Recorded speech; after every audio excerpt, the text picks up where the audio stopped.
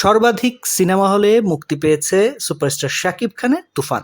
ঈদে দেশের 3 ভাগের 2 ভাগ অর্থাৎ 128টি সিনেমা হলে চলছে এই ছবিটি, বা এভাবেও বলতে পারি 128টি সিনেমা হলে তুফান বয়ে যাচ্ছে।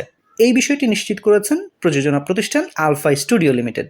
তাদের দেয়া তথ্য অনুযায়ী এবারের ঈদে সর্বাধিক সিনেমা হলে চলছে এই সিনেমাটি। বলিউডে ঈদ মানে আমরা বুঝি সালমান খান কিংবা শাহরুখ খান, তেমনি ঢালিউডে ঈদ মানেই বুঝি শাকিব খান।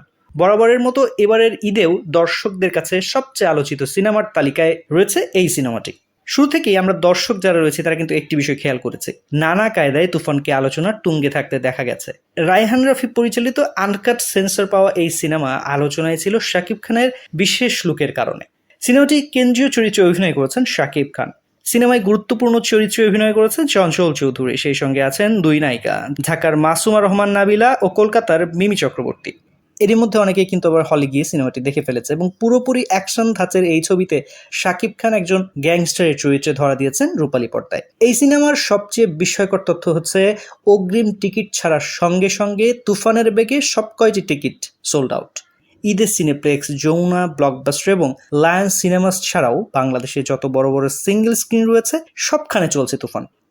সোশ্যাল মিডিয়া প্ল্যাটফর্মে যে বিষয়টি লক্ষণীয় সেটি হচ্ছে শুধু সিনেপ্লেক্স নয়, Jamuna, Blockbuster, Lions cinema, Shyamoli সহ দেশের একাধিক হলে টিকিট সোল্ড আউট। তাই দর্শক সারার ভিত্তিতে আরও কোনো রেকর্ড গড়তে পারে শাকিব অভিনীত এই সিনেমাটি। এবং আরও একটি তথ্য কিন্তু পরিচালক শেয়ার করেছেন গণমাধ্যমে, সেটি হচ্ছে যে পরবর্তী পার্ট অর্থাৎ তুফান 2 আসার একটি সমূহ সম্ভাবনা রয়েছে।